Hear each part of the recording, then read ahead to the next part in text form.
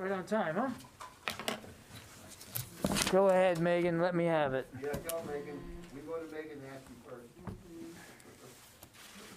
I see the derision in your face, Megan. I'm not upset. I'm disappointed. I'm sorry I disappointed you. Buckle up. There's more disappointment coming. Yeah, I have a feeling. So hey, everybody, thanks so much, and again, apologize for the delay today. Before we get started, just one item to mention: in Belize, representatives from the United States and Central America are participating in the annual Central American Security Conference, otherwise known as CENTSEC, along with other regional and international partner nations, and that will be done through the second of the month. Southcom sponsors CENTSEC annually to facilitate dialogue and regional security leaders as part of its enduring promise to increase cooperation and help achieve shared security goals. Leaders will engage in roundtable discussions and bilateral meetings on topics that range from transnational criminal organizations and irregular migration to COVID-19, climate change, and natural disasters. General Richardson, the commander of U.S. Southern Command, will be participating and will be delivering some opening remarks. And with that, we'll take questions. Looks like we got Lita on the phone. Hi, John. Two things, please. One, can you tell us whether there have been any decisions made on troops going to any of the Eastern flank countries? And secondly, on Red Hill, there appears to be a bit of confusion about what the military is doing. Does the Pentagon agree to drain the Red Hill tanks? And if so, why is the Defense Department appealing the court orders? And so can you just sort of address what is an issue that is clearly angering people in Hawaii about whether or not the department is actively going to drain the tanks? Thanks. Yeah, no announcements to speak to today with respect to any other deployment orders or troop movements with respect to the situation in Ukraine. And on Red Hill, Lita, the first thing I'd like to say is how seriously we are, in fact, taking this issue. We obviously, number one priority is to make sure we're looking after the military personnel and their families, as well as residents, civilian residents affected by this contamination. And Navy's working on that very, very hard.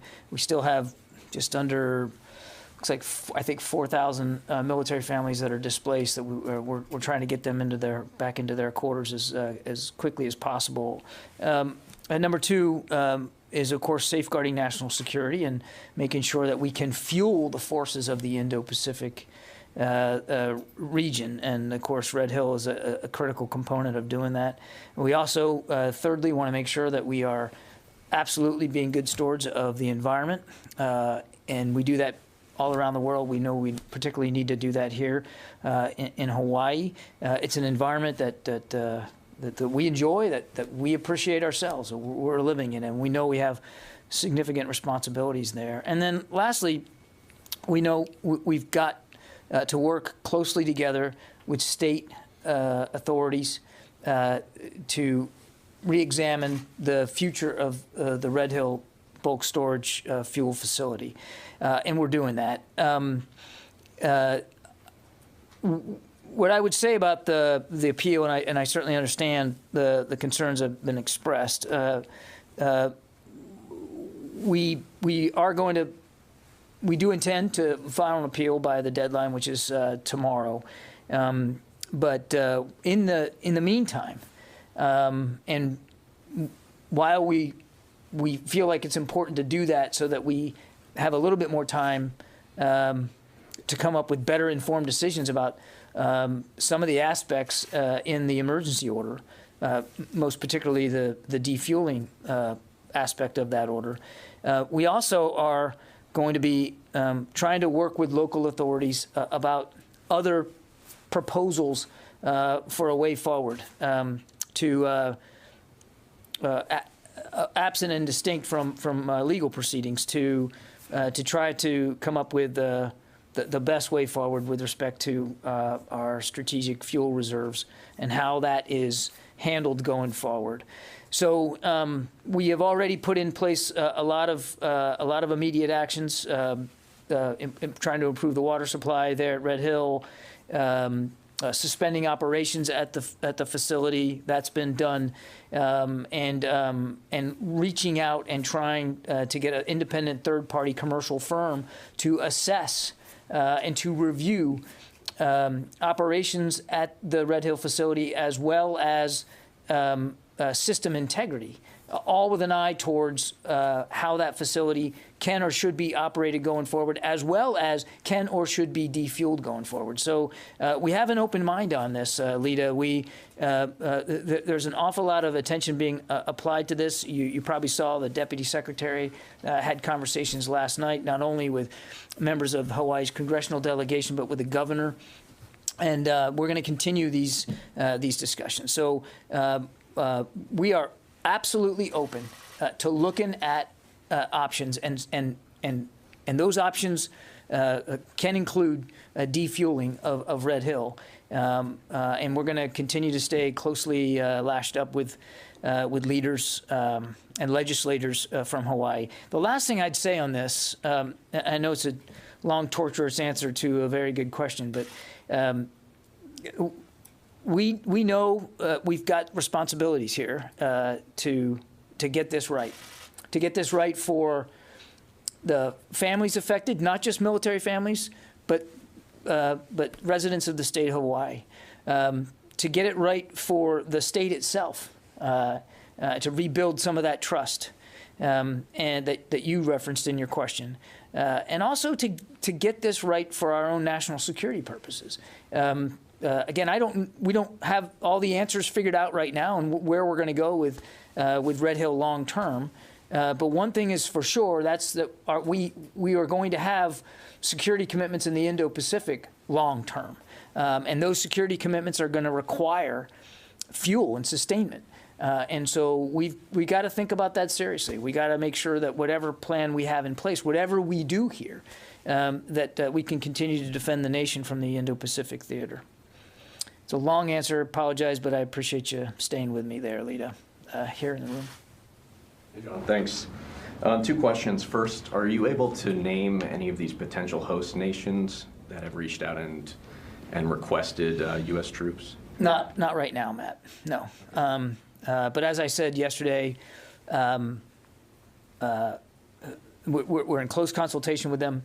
If and when there's decisions to deploy additional U.S. forces on Allied territory in lockstep with that or those countries, we'll certainly be as transparent with you as we can be. Okay. Secondly, can you speak to these reports that the U.S. is aware of Russian troops possibly moving medical supplies, especially blood supplies, up closer to the Ukrainian border, and what kind of concerns does that raise for the department? Yeah, I've seen the press reporting on this. Number one, I'm going to stay away from intelligence assessments. I would point you, though, to the fact that we have been long saying that in addition to the combat capability that Mr. Putin continues to add and does continue to add to the western part of his country and in Belarus, he has also, over these many weeks, increased his logistics and sustainment capability. And there's a lot that goes into logistics and sustainment, aviation support, certainly medical support. So we have seen him provide that kind of sustainment capability with respect to those forces. And obviously that does include, field hospitals and doctors and nurses and, the kinds of things you would need to do to be able to medically care for troops in the field. Now, is that alone, all by itself, some sort of tripwire or indicator, or causing alarms to go off that an invasion is imminent? Not necessarily. We look at a whole mosaic of information as we evaluate what we're seeing on the ground there. I would just go back to what we've said and have said now for more than a couple of weeks. We believe that he has enough capability to move now if he wants to. He continues to add to that capability and those options, and he could depending on what his goal is here and what he wants to do, he could move imminently, at any time. Does that answer your question? Yes. Yeah. Tom. Hi, John. Good afternoon. Two questions, please. The first one is, yesterday was 2 years since the White House expanded the use of landmines for the Pentagon. I'm wondering if you could, what's the degree of accuracy to statements if the Pentagon prefers this wider use of landmines and opposes a return to how it used to be before? I'm going to take the question. I don't want to speculate on landmine use policy, so let me take your question. Thanks. My second one is also yesterday when it was announced, that Qatar is going to be the newest major non-NATO ally. It reminded me that Afghanistan is also on that list of countries. Yeah. How does the Pentagon weigh in on the White House, naming a country like Qatar, or in this case of Afghanistan, what role, if any, would the Pentagon play in the consideration of amending or removing that designation for Afghanistan? Well, I'd refer you to the State Department, but... Well, I asked about what role you guys would have in that, if any. So let me get at it here. The decision to make Afghanistan a major non-NATO ally was, back in, I think, 2012, and that was an arrangement made with the democratically elected government of the Islamic Republic of Afghanistan.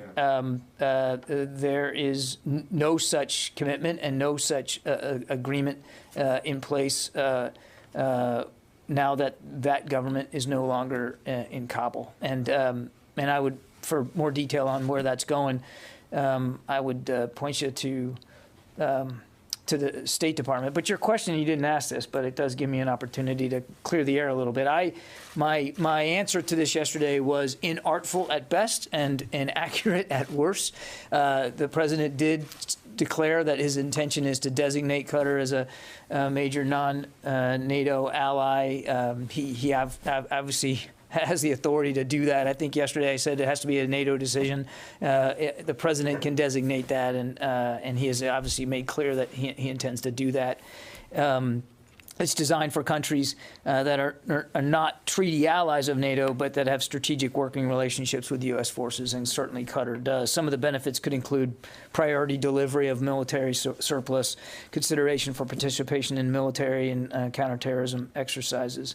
And while it does provide some military and economic privileges, that non-NATO ally status does not entail any specific security commitments to the designated country. So realizing, of course, that as you said, it's the State Department's decision and not Pentagon decision, but your comments.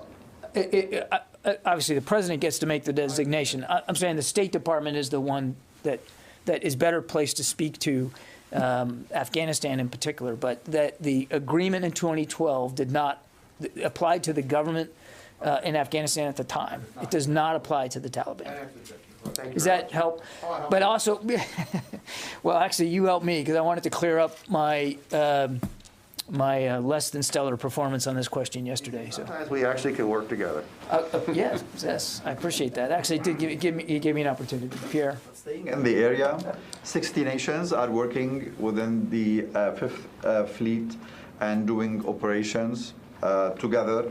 Is it something that you look at as increasing working together, or is it more a sense of urgency and threat that is being we are seeing in the area? I mean, it's probably more of the former than it is the latter, Pierre. We routinely try to improve these bilateral relationships and these multilateral relationships in the region with respect to military capabilities. But obviously, when we do it now, we certainly do it with the knowledge and the understanding that there are increased threats posed by Iran. And so it's not like we're doing this in a vacuum. We're just doing it to do it. I mean, there are clear threats posed by Iran to the region, and we have to make sure that not only we're ready for it, but from a multilateral perspective, our partners are too. Let me get to the phones here. Dan Lamothe, Washington Post. Hey, John, thanks for your time today. I wanted to ask you a question about some of the reports we've seen on Russian naval vessels returning from exercises and some number of troops in Belarus potentially also returning. Is there any indication at all that the Pentagon sees of any kind of de-escalation or no, in light of everything else you've already mentioned, the blood supplies, et cetera? Thank you. Yeah, Dan, no, we don't. We would not characterize what we're seeing as de-escalatory. Phil Stewart.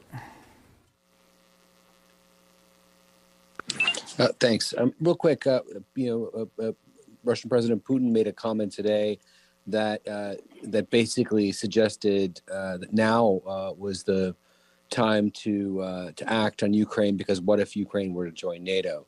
And I just wondering if you could respond to that assertion that Ukraine left on its own is on a trajectory to join NATO, and therefore Russia's security interests are best addressed now. Thank you. Yeah, again, I would just go back, Phil, to what we said in the past, that it should be up to Ukraine who they associate with. And any membership in NATO is going to be a decision between the sovereign state in question and NATO.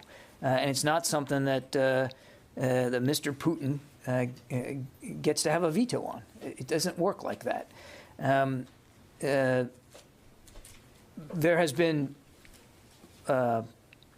obviously work done internationally to help Ukraine address their reform needs, particularly with respect to defense reforms. The United States has been a part of that process, and that work continues. I'm not going to speculate one way or another about the future of NATO expansion or Ukraine's part in that. Again, that is a decision that can only be made between the alliance and Ukraine, and it's not for another nation to try to dictate terms to. Separate and distinct from that, Phil, I mean, this is of a piece of the Russian playbook of putting stuff out there in the information environment, deliberately designed to deceive or to try to create excuses or pretexts to justify what really would be, should they incur again, an unjustifiable act. Joe Gould, Defense News. Hey, John, thanks for doing this today. So my question is, the SecDef is set to testify tomorrow on Afghanistan in a closed or deliver a briefing in a closed session of the Senate Foreign Relations and Armed Services Committees. We saw that 18 Senate Republicans are calling for a portion of that to be open, and several House Republicans called for a public hearing there on Afghanistan as well. The Defense Secretary did testify in public on Afghanistan in September, but would you respond to this most recent call? Would Secretary Austin be willing to testify in public on Afghanistan? Thank you. As you noted, Joe, he has, and of course, if he's asked to testify again in public, in a public setting on Afghanistan or any other matter, he takes the oversight responsibilities of Congress very seriously and would certainly comply with that. But tomorrow's briefing, the parameters of that were set by the Senate Foreign Relations Committee and the Senate Armed Services Committee, and we're abiding by the dictates of the procedures that they put in place. Sylvie from AFP, I'll come right back to you. Hello, John. I have two questions. First, I asked you yesterday how many U.S. troops are stationed right now in Poland and Lithuania, and you took the question and I didn't receive the answer. And second, a totally different question about Sahel. In Mali, France is reconsidering its military deployment, and I wanted to know if it will change the position, the military assistance that U.S. is giving to France in the... Second question, Sylvia, I don't have any announcements to speak to. We've talked about this before. The Secretary routinely communicates with Minister Parley about the situation in the Sahel and French operations, and he has, on more than one occasion, made sure she understood our commitment to supporting them as best we can and in keeping with their requirements, and that support will continue. But I have no changes to talk to today or announcements to make. On your second question, I clearly still owe you an answer. I did not come today with the number. This is a good lesson for me in briefing 2 days in a row. Perhaps I just need to not do that anymore. But we will absolutely get you the answer. It's a gettable number, and I apologize for the delay.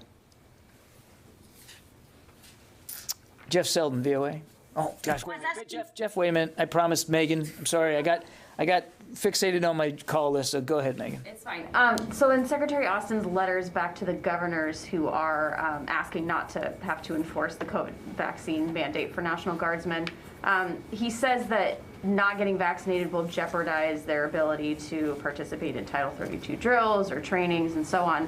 How can that be enforced from up here? Yeah, I mean, we've talked about this. The most likely, we have.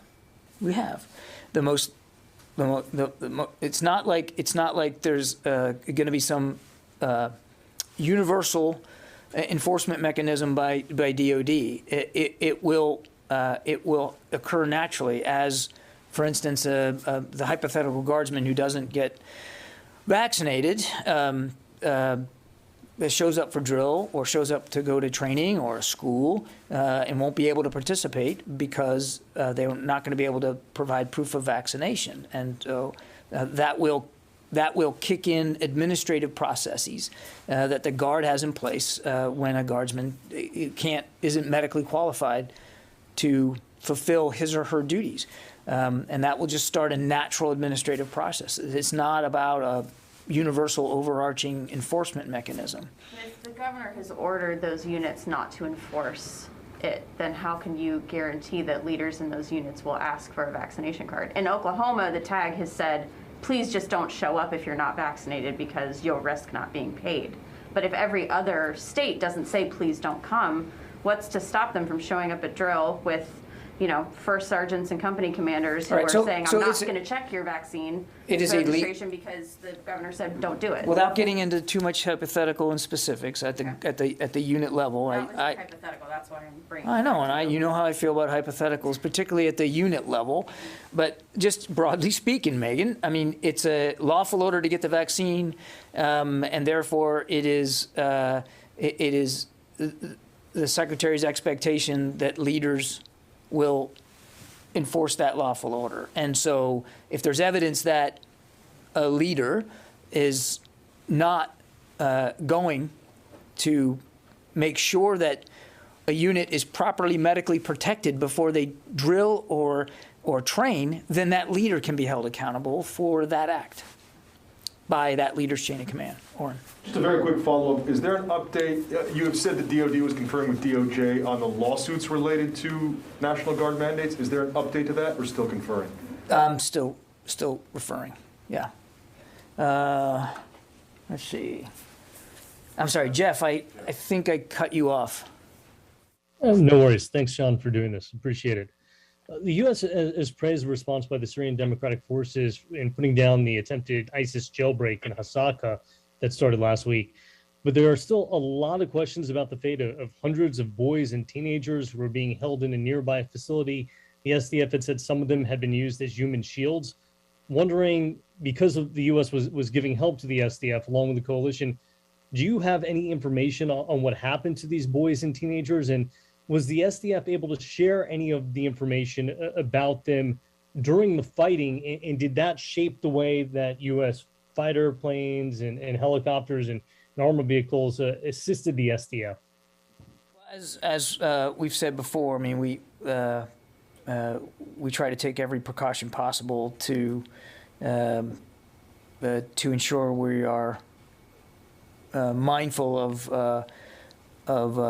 of any civilian harm. I think and certainly, we do that routinely. I don't have specific information for you in terms of how the fight unfolded on the ground between the SDF and the limited OIR support that was provided. I'd refer you to CENTCOM and OIR for more detail about that. I want to be careful not to get into operational or tactical level details here, but it is true that ISIS did have a population of children there, many of them teenage boys, which they were either and/or using as human shields, or in fact grooming to become fighters themselves, which is something, it's a barbarous tactic we've seen them employ before. But beyond that, I'm really going to refer you to CENTCOM and OIR to speak to, Jeff, because I just don't have that level of tactical detail. We provided some limited airstrikes in support of this operation. We provided some limited ground support, largely in terms of access control, but beyond that, I'd refer you to OIR. Caitlin from Stars and Stripes. Hey, John, thanks. The Russian ambassador to the UN yesterday denied Western reports that there were 100,000 troops flanking Ukraine. I'd like to get your response to that statement and ask how confident the DoD is in that 100,000 troop assessment number and whether that number has grown at all. We have said more than 100,000. We stand by that number. And as I said earlier, we have continued to see additional forces flow in. I mean, the Secretary and the Chairman talked about this Friday. They characterized it as more than 100,000, and they have added to that number over the course of just the last few days. Tony Capaccio.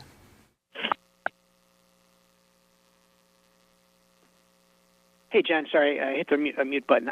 Two quick questions. Can you bound expectations about this hypersonics meeting that the Secretary is kicking off on Thursday? There are stories saying he summoned industry, and then others saying he's going to light a fire under industry's butt on this subject.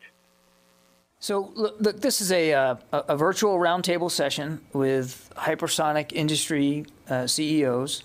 It'll take place on the 3rd, as you said, Thursday. It's part of the deputy's regular drumbeat engagements with industry in areas of innovation and modernization, to help strengthen relationships and discuss ways to accelerate the development of capabilities and new operational concepts with our partners in industry. This meeting is going to be focused on hypersonic development, but there are other topics have ranged from systems engineering to manufacturing. And again, this is something that the Deputy Secretary routinely does. The Secretary Austin will deliver some brief framing remarks at the top of the meeting. So it is part of a regular drumbeat.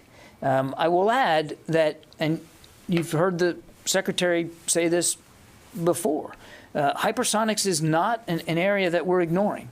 And there's been a lot of work done to advance our capabilities with hypersonic technology. But you've also heard the Secretary say it is an important capability. It is not the only capability. There are a range of military capabilities and avenues for innovation that he wants to explore to better get at this idea of integrated deterrence. So while we understand the attention on hypersonics and that there needs to be a continued strong emphasis by the department on that, we have other capabilities we need to pursue and advance as well. And that, quite frankly, coming back to the first part of the answer, is why the deputy holds these regular drumbeat meetings with defense industry experts and leaders. Okay. John, you got time for one more? Yeah, one more. This is from one of my station hosts. Let me just get it correctly, please. As a former admiral and Navy strategic deacon, what grade do you give to the Irish fishermen for successfully thwarting the Russians from invading their territory? I'm afraid I can't give a biased view of that because I also grew up Irish Catholic. Nobody has ever accused me of being a strategic anything, let alone a beacon. Well, John, for reasons I have declined to explore, the hosts of these stations see you as a font of well-reasoned, articulate, and seasoned opinions. I would ask them to please call my children and say the same. Look, You're speechless. I think, this is a tough one. Because I also spent a lot of time fishing as a kid too. I think it's. Take the question. It's. Yeah, I'm just going to take the question. I'm gonna punt on that one. All right, listen, thanks everybody. I appreciate it, and I apologize for the late start today. I do try to be on time. I know I'm not always. Megan always gives me the stink eye, but we had some unforeseen technical issues today to deal with. So I think we're going to try to be out tomorrow as well. So stay tuned for that, and I'll let you know. Appreciate it. Thanks everybody.